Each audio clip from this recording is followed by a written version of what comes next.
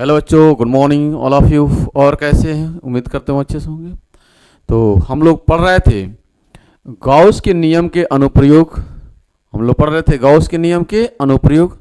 अनुप्रयोग नंबर 1 में हम लोग पढ़ चुके थे कि अनंत विस्तार लंबाई के चालक तार के कारण विद्युत क्षेत्र की गणना करना।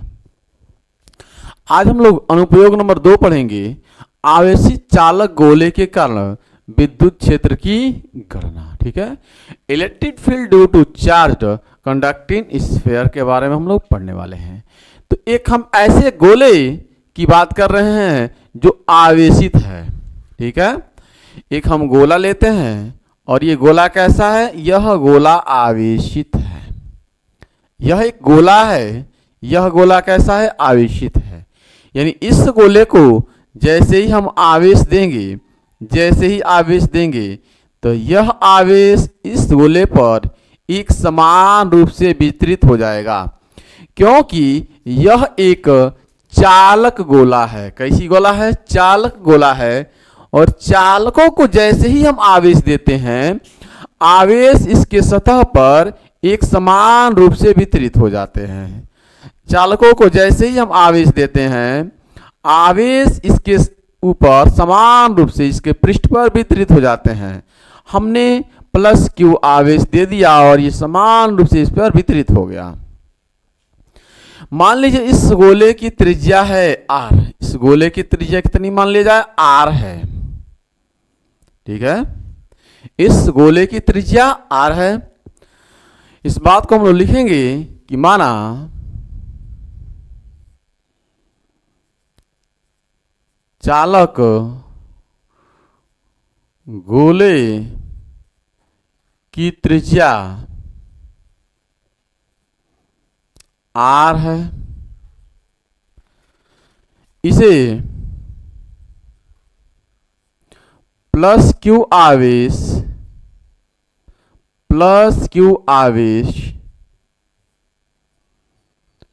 दिया जाता है। प्लस क्यू आवेश दिया जाता है। ठीक है, तो चालक के गुण के कारण, चालक का यह गुण होता है कि इस पर आवेश समान रूप से वितरित हो जाता है। ठीक है, तो चालक के गुण के कारण प्लस क्यू आवेश, ठीक है, गोले के सतह पर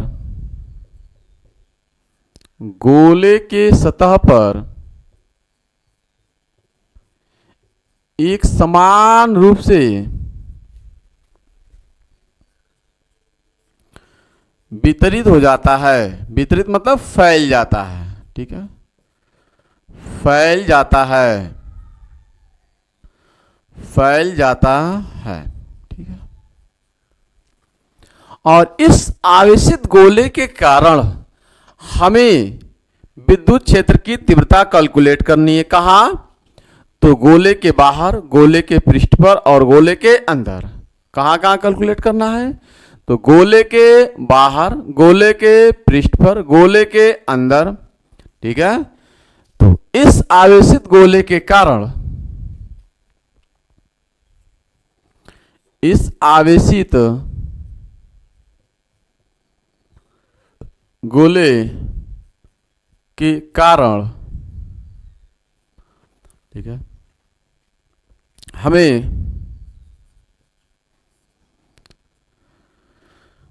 हमें गोले के बाहर, गोले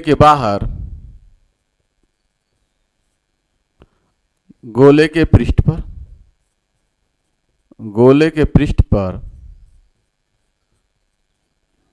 तथा गोले के अंदर,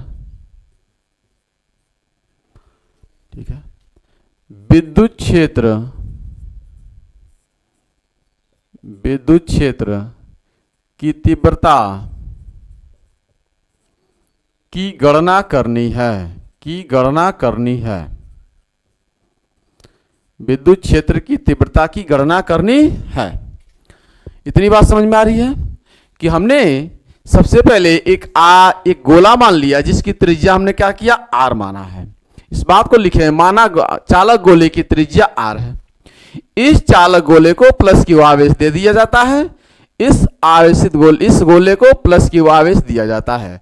गोले के चालक है, ये चालकों का ये गुण होता है कि आवेश इस पर समान रूप से वितरित हो जाए।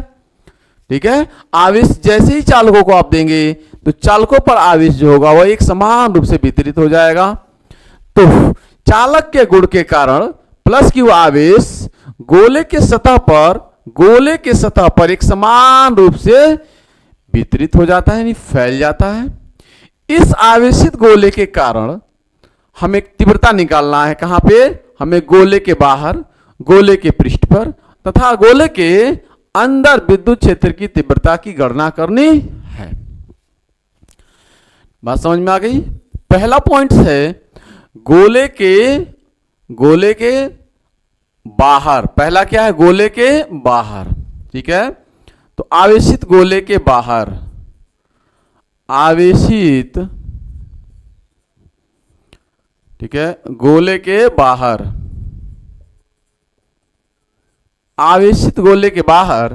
ठीक, आप मान लीजिए यह केंद्र है, इस केंद्र से r दूरी पर, स्मॉल r दूरी पर एक बिंदु है P, और इस बिंदु P पर हमें तीव्रता ज्ञात करनी है।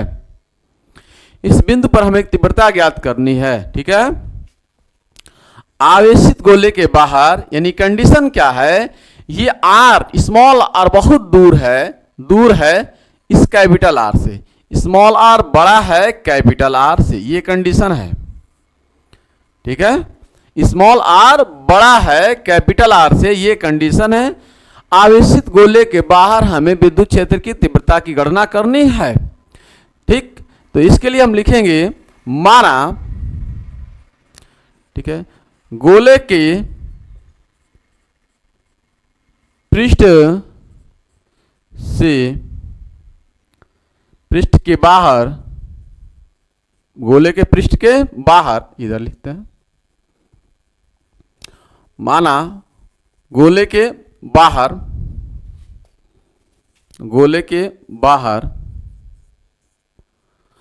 r दूरी पर तीव्रता ज्ञात करनी है। तीव्रता क्या? विद्युत क्षेत्र की तीव्रता। पूरी बात लिखते हैं। ठीक है, विद्युत क्षेत्र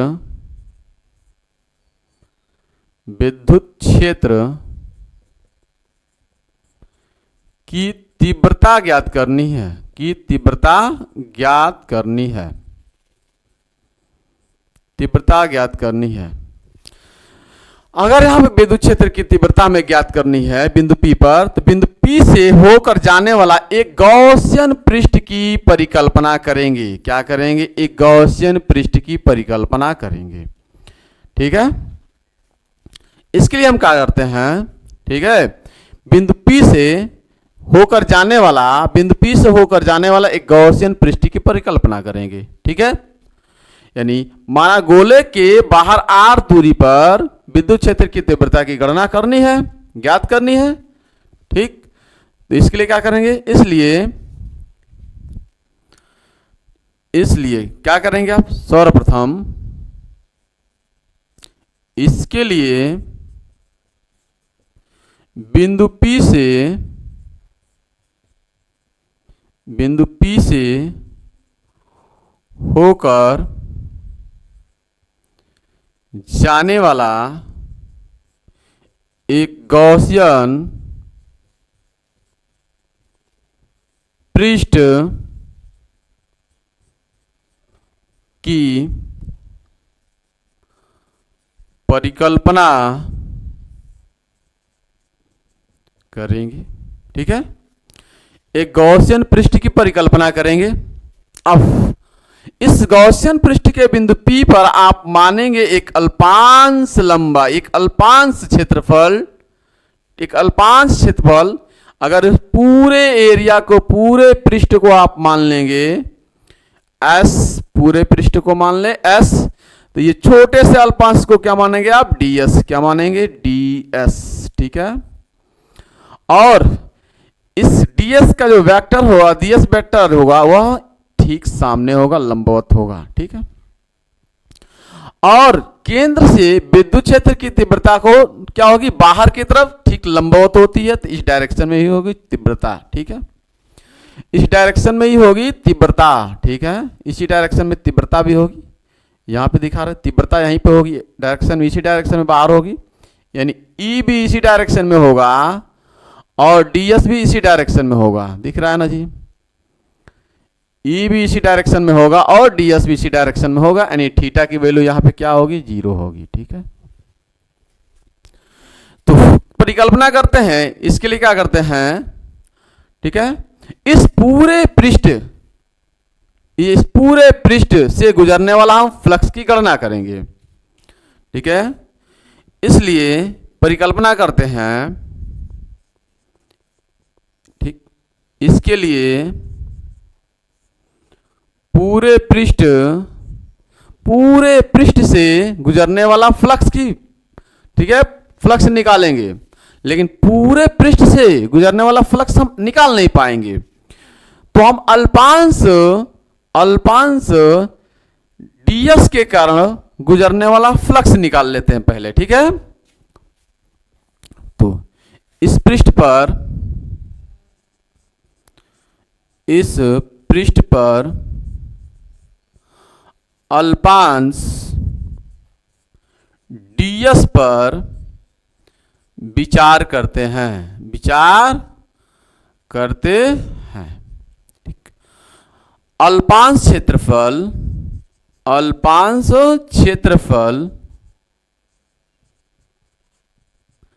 ds से पारित फ्लक्स, गुजरने वाला फ्लक्स, पारित फ्लक्स कितना होगा, d phi equal to E dot ds, ठीक है, पारित फ्लक्स। तो d फाई इक्वल टू हो जाएगा ई का मतलब ई और डी तोड़ दीजिए, E into ds cos theta. तो ये हो जाएगा d phi equal to E into ds cos theta की वैल्यू 0, cos थीटा की वैल्यू 0 और cos 0 की वैल्यू कितनी होती है, 1, तो d phi equal to E into ds, ठीक है, ई इंटू ds, ये वैल्यू निकल चुका है। ds के कारण, ds से पारित फ्लक्स, ds से गुजरने वाला फ्लक्स कितना गुजर रहा है, ई इंटू ds। इस ds क्षेत्रफल से कितना फ्लक्स निकल रहा है, ई इंटू ds, तो पूरे पृष्ठ से कितना फ्लक्स गुजरेगा, ठीक है ना। तो पूरे पृष्ठ S से पारित फ्लक्स कितना होगा, तो इस फाई इक्वल टू हो जाएगा आपके पास, इस पूरे को का इंटीग्रेट कर देंगे, किसको, d फाई को इंटीग्रेट करेंगे तो पूरा फ्लक्स निकल जाएगा, पूरे पृष्ठ से पारित फ्लक्स, ठीक है। तो d फाई को इंटीग्रेट करते हैं, यानी phi equal to d phi, ठीक है, फाई इक्वल टू, ठीक है, d फाई की वैल्यू कितनी है, e इंटू ds, ठीक है, e इंटू ds है। E क्या है, विद्युत क्षेत्र, बाहर निकाल दीजिए, ये तो बाहर निकल जाएगा, ठीक है, ये तो बाहर निकल जाएगा, फाई इक्वल टू हो जाएगा E इंटू, और ds का समाकलन कितना होता है, ds का आप समाकलन करेंगे तो ये गोले का पृष्ठ है, तो गोले का पृष्ठ होता है 4 पाई r स्क्वायर, ठीक है, r स्क्वायर, तो ये हो जाएगा 4 पाई r स्क्वायर, ठीक। अब ये तो हमने निकाला है फ्लक्स परिभाषा से, ठीक है, ये हमने किससे निकाला है, परिभाषा से। ये जो फ्लक्स निकला है वह परिभाषा से निकला हुआ है, परिभाषा से, ठीक है। गॉस के नियम से क्या होता है, फ्लक्स कितना निकलता है, गॉस के नियम से गॉस के नियम से कितना निकलेगा पारित फ्लक्स? गॉस के नियम से, गॉस का नियम कहता है phi equal to Q upon epsilon naught. दोनों ही फाई की वैल्यू है, दोनों को बराबर कर लीजिए, ठीक है। तो ये हो जाएगा ई इंटू 4πr² बराबर क्यू इंटू एप्सिलॉन नॉट। तो ई इक्वल टू हो जाएगा आपके पास डिवाइड में आ जाएगा, तो 1/4π epsilon naught into q upon r²। ये आपके पास बाहर निकल गया, ठीक है। ये आपके पास बाहर इस बिंदु P, ठीक है, इस बिंदु P से गुजरने वाला ये पूरे पृष्ठ से फ्लक्स निकाल दिए हम। फिर गॉस का नियम लगा दिए, दोनों ही ये फाई का मान है, दोनों को बराबर कर लिए और यहां से ई की वैल्यू निकल गया कितना? 1/4π epsilon naught Q upon r²। ठीक, तो ये तो रहा आपके पास कितना बाहर, गोले के बाहर। गोले के पृष्ठ पर कितना होगा? गोले के पृष्ठ पर कितना होगा? गोले के पृष्ठ पर।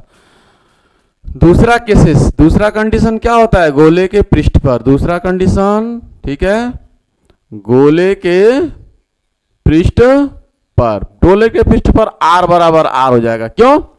क्योंकि यह पॉइंट उठकर कहां चला जाएगा? यहां पर। तो इस कंडीशन में अगर यहां पर आएगा तो यहां पर आएगा, तो ये स्मॉल r, ये स्मॉल r, ठीक है, ये स्मॉल r यहां पे है, ये स्मॉल r यहां पे है, ये उठकर कहां? यहां पे चला आएगा, इतना स्मॉल r हो जाएगा, यानी स्मॉल r भी इतना ही हो जाएगा। दूसरे कंडीशन में स्मॉल r भी इतना ही हो जाएगा, तो कैपिटल R स्मॉल r बराबर हो जाएगा। तो जहां पे स्मॉल r वहां पे कैपिटल R रख देंगे तो तीव्रता हो जाएगा आपके पास 1/4π epsilon naught into q upon r²। ये इसके पृष्ठ पर निकल जाएगा। गोले के अंदर तीव्रता कितनी होगी? गोले के अंदर कितनी तीव्रता होगी? तो गोले के अंदर कितनी तीव्रता होगी? इस गोले के अंदर आप आएंगे, इस R को यहां से उठाकर अंदर लाइए, किसी बिंदु पर यहां पर लाइए। अगर यहां पर आप तीव्रता निकालना चाहेंगे, यहां पर तीव्रता निकालना चाहेंगे आप, तो स्मॉल r ये हो जाएगा। तो स्मॉल r बहुत छोटा हो जाएगा कैपिटल R से, और यहां पे आप बिंदु P मान लेंगे, तो उस समय गॉसियन पृष्ठ तैयारी आप ये करेंगे, ठीक है ना। तो यहां पर तीव्रता आप निकालेंगे, तो चूंकि इस पृष्ठ के ऊपर है आवेश वितरण, इस पृष्ठ के अंदर तो आवेश है ही नहीं है, इस पृष्ठ के अंदर कोई आवेश नहीं है, तो इसलिए आप कहेंगे इस पृष्ठ के अंदर कोई आवेश नहीं है। जब Q की वैल्यू ही शून्य हो जाएगी, जब Q की वैल्यू ही शून्य हो जाएगी, तो E की वैल्यू ऐसे ही शून्य हो जाएगी, ठीक है। जब Q की वैल्यू शून्य हो जाएगी तो E की वैल्यू वैसे ही शून्य हो जाएगी। तीसरा कंडीशन में हम यहाँ पे लिख दे रहे हैं, थोड़ा सा हल्का सा हमारे पास जगह है, ठीक है, दिख रहा है, नोट कर लीजिएगा आप यहाँ पे। कंडीशन नंबर 3, ठीक है, कहाँ पे? गोले के अंदर, ठीक है, गोले के अंदर यानी R इज लेस देन, ठीक है, कैपिटल R। इस कंडीशन में क्या होगा? इस कंडीशन में क्या होगा? अगर आप यहां पे बराबर करेंगे इन दोनों फाई को बराबर करेंगे, ठीक है, इन दोनों फाई को आप बराबर करेंगे तो मिलेगा आपको E इंटू, क्या मिलेगा? E into 4πr² equal to Q upon epsilon naught. और Q की वैल्यू है शून्य, यहां पे कोई आवेश अंदर नहीं है, आवेश तो पृष्ठ पर है, इसलिए आप कहेंगे यहां पर, ठीक, कि Q की वैल्यू यहां पर आप कहेंगे Q बराबर क्या? 0। इसलिए E बराबर क्या हो जाएगा? E बराबर 0, ठीक है। Q बराबर कितना बनेगा? 0, इसलिए E बराबर पूरा का पूरा क्या बनेगा? 0। तो इसके केंद्र पर, इसके अंदर, पृष्ठ के अंदर विद्युत क्षेत्र की तीव्रता होती है 0, केंद्र के पृष्ठ पर विद्युत क्षेत्र की तीव्रता होती है 1/4π epsilon naught q upon R। केंद्र के पृष्ठ के बाहर तीव्रता होती है 1/4π एप्सिलॉन नॉट क्यू अपन R²। बात समझ में आ गई? कोई डाउट्स? बहुत सिंपल है, ठीक। हमने क्या निकाला है, आवेशित गोले के कारण विद्युत क्षेत्र की तीव्रता की गणना करना। Electric field due to charged conducting sphere. हमने सबसे पहले माना है कि ये आर त्रिज्या का एक गोला है, आर त्रिज्या का एक गोला है, माना चालक गोले की त्रिज्या आर है। इसे प्लस क्यू आवेश दिया जाता है। आवेश का जैसे ही देंगे आप चालकों पर, तो ये आवेश इस पर एक समान रूप से वितरित हो जाएगा। लिखिए इसे प्लस क्यू आवेश दिया जाता है। तो चालक के गुण के कारण प्लस क्यू आवेश गोले के सतह पर एक समान रूप से फैल जाता है। इस आवेशित गोले के कारण तीन कंडीशनों में तीव्रता निकालनी है, गोले के बाहर, गोले के पृष्ठ पर, गोले के अंदर। ठीक है, तो ये लिखे इस बात, हमें गोले के बाहर, गोले के पृष्ठ पर तथा गोले के अंदर विद्युत क्षेत्र की तीव्रता की गणना करनी है। कंडीशन नंबर 1, आवेशित गोले के बाहर, यानी आर जब बड़ा होगा कैपिटल आर से, जब ये आर बड़ा होगा कैपिटल आर से, तो क्या करेंगे, माना गोले के बाहर आर दूरी पर विद्युत क्षेत्र की तीव्रता की गणना करनी है। इसके लिए बिंदु P से होकर जाने वाला एक गॉसियन पृष्ठ की परिकल्पना करेंगे। इसके लिए बिंदु P से होकर जाने वाला एक गॉसियन पृष्ठ बनाएंगे। ठीक है, पृष्ठ बनाएंगे। इस पृष्ठ से पारित फ्लक्स हम निकालेंगे। इस पृष्ठ पर एक अल्पांश ds पर विचार करेंगे। इस पृष्ठ